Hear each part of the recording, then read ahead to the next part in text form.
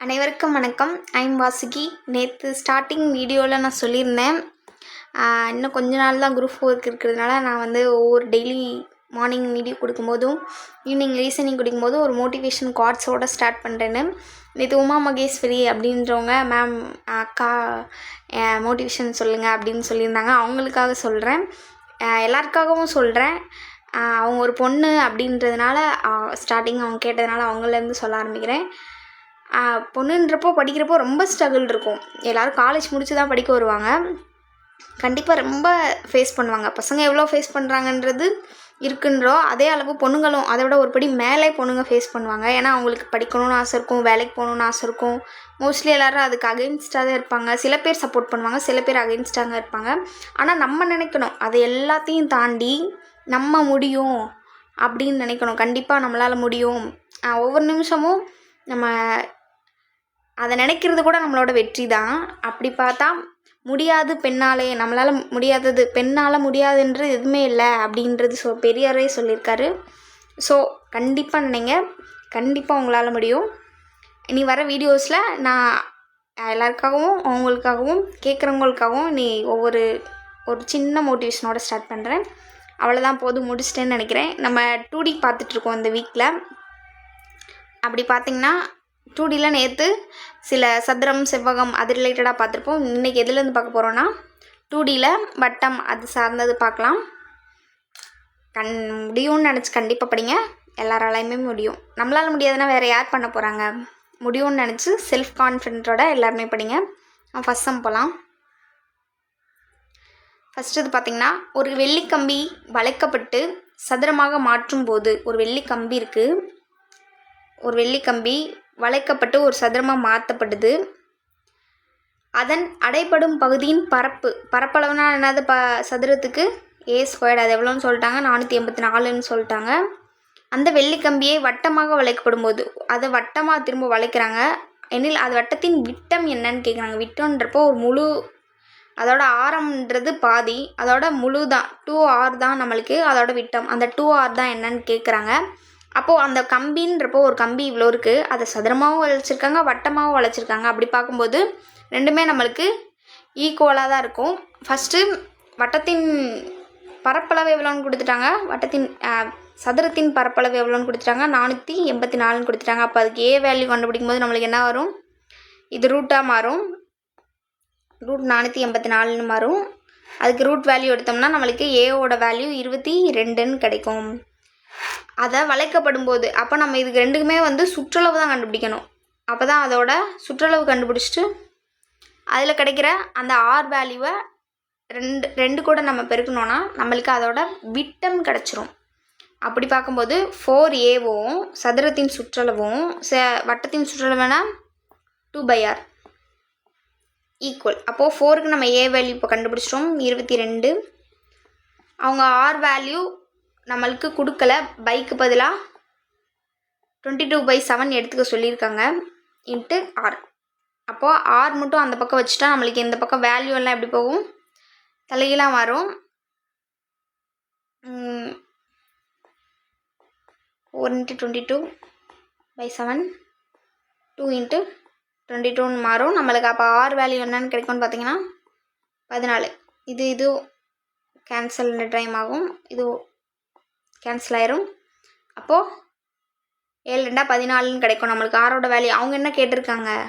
விட்டம் கேட்டிருக்காங்க. அப்போ r + r தான், r × r தான் விட்டம்.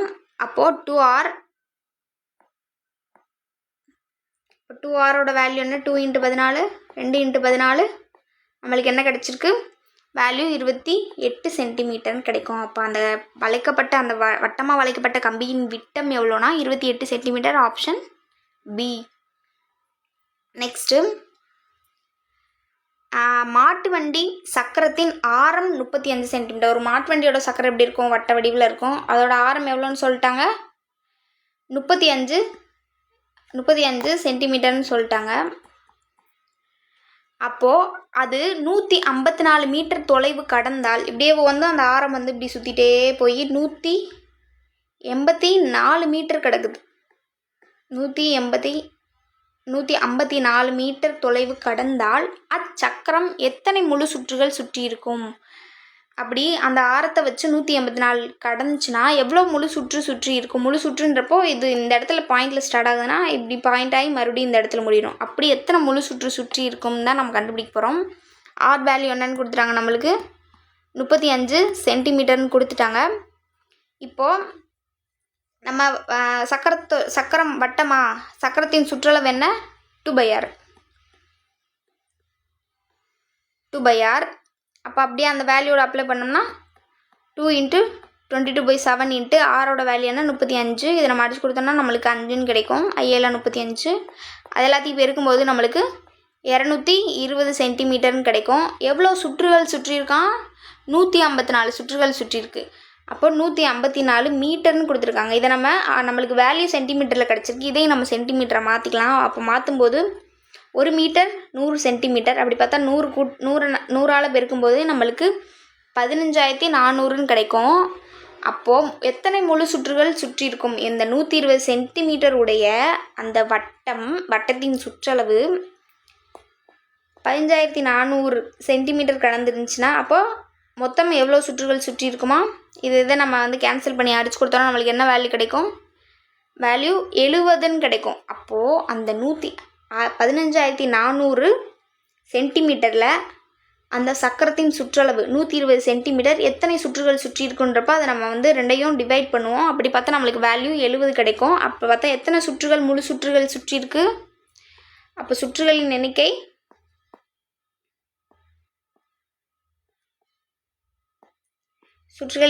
பார்த்திங்கன்னா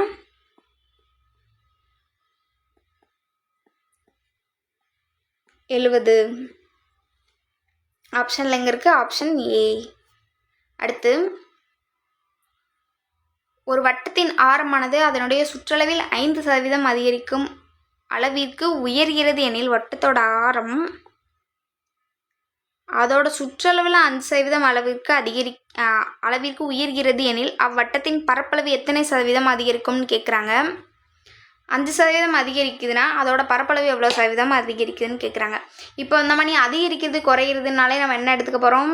x + y + x × y/100 இதை நம்ம எடுத்துக்க போகிறோம். அப்படி பார்க்கும்போது எக்ஸோட இங்கே எவ்வளோ உயர்கிறதா? 5%. 5%. இங்கே என்னது? x × y 5 × 5ன்னு எழுதுவோமா? /100. இப்போ ரெண்டையும் கூட்டும்போது 10. இது நம்ம அடிச்சு கொடுத்தோன்னா நம்மளுக்கு என்ன கிடைக்கும்? இங்கே பார்த்தீங்கன்னா 1 5 5 2 10 20ன்னு கிடைக்கும்.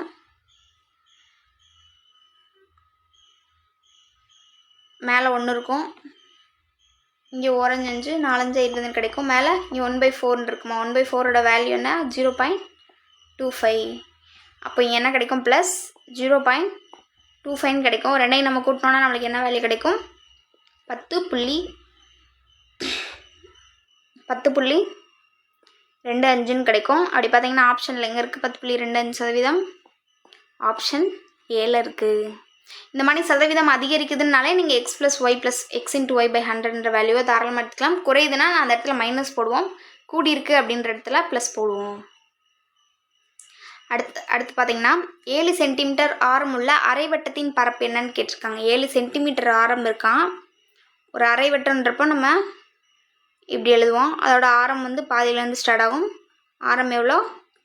7 சென்டிமீட்டர். அதோட பரப்பு எவ்வளோன்னு கேட்டிருக்காங்க. பரப்புன்றப்போ r²/2. ஒரு அரைவட்டத்தின் பரப்பு என்னன்னு பார்த்தீங்கன்னா r²/2. ஒரு வட்டத்தின் பரப்பளவு r²ன்னு எடுப்போம். அதில் பாதினால நம்ம r²/2ன்னு எடுத்திருக்கோம். அப்போது வெளியில் 1 × 2ன்னு வெளியில் எடுத்துடலாம். 1/2ன்னு. பைக்கு பதில் என்ன வேல்யூ? 22/7 r². அப்போ r 7 × 7. இது நம்ம அடிச்சு கொடுத்தோன்னா என்ன வேல்யூ கிடைக்கும்? இது கேன்சல் ஆயிரும். இது 1 டைமும் இது 11 தடவையும் போடுவோம். அப்போ 11 × 7 நம்மளுக்கு ஆன்சர் 77ன்னு கிடைக்கும். அப்போது 77 சென்டிமீட்டர்². எங்கே இருக்குது? ஆப்ஷனில் ஆப்ஷன் சி. அடுத்து பார்த்தீங்கன்னா 16 சென்டிமீட்டர் ஆரமுள்ள அரைவட்டத்தின் சுற்றளவு மற்றும் பரப்பளவு முறைன்னு கேட்டிருக்காங்க. ஒரு அரைவட்டம் இருக்குது. அது ஆரம் எவ்வளோன்னு சொல்லிட்டாங்க, 14 சென்டிமீட்டர்னு சொல்லிட்டாங்க. அதோட சுற்றளவும் பரப்பளவும் கேட்டிருக்காங்க. அப்போ அரைவட்டத்தோட சுற்றளவு எவ்வளோன்னு பார்த்தீங்கன்னா r ப்ளஸ் 2r சுற்றளவு பெரிமீட்டர். பரப்பளவு வந்து எவ்வளோ வரும் அரைவட்டத்துக்கு பார்த்தோம் மேலே, r²/2. இது ரெண்டையும் தான் இந்த 2 வேல்யூவும் கண்டுபிடிக்க சொல்லியிருக்காங்க.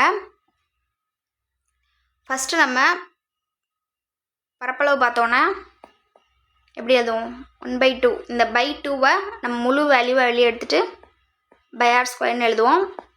1/2 × 22/7. ஆரோட வேல்யூ என்ன நம்மளுக்கு கொடுத்துட்டாங்க 14. இங்கே r²னால 14 × 14ன்னு எடுக்கிறோம். இதுவும் கேன்சல் ஆயிரும். நம்மளுக்கு என்ன வேல்யூ கிடைக்கும், இது 1 டைம், இது 2 தடவை அடிப்போம். இந்த 2க்கு இந்த 2 கேன்சல் ஆயிரும். அப்போ 22 × 14 மீதம் இருக்கும். அதை நம்ம அடித்து கொடுத்தோன்னா நம்மளுக்கு பெருக்கணுன்னா நம்மளுக்கு 308 சதுர சென்டிமீட்டர்னு கிடைக்கும். இப்போ நம்ம வந்து எது கண்டுபிடிச்சிட்டோம், பரப்பளவு கண்டுபிடிச்சிட்டோம். இப்போ சுற்றளவு கண்டுபிடிக்கணும்னா r + 2r. இதை நம்ம எப்படி காமனாக எடுப்போம், அப்படியே கூட நம்ம கண்டுபிடிக்கலாம். 22/7 இன்ட்டு ஆரோட வேல்யூ என்ன 14 ப்ளஸ் கரெக்டாக போடணும் 2 × 14. இது ஒரு தடவை இது 2 தடவை வச்சு கொடுக்கலாமா, 2ஐயும் பெருக்கும்போது நம்ம 44 கிடைக்குமா, 44 ப்ளஸ்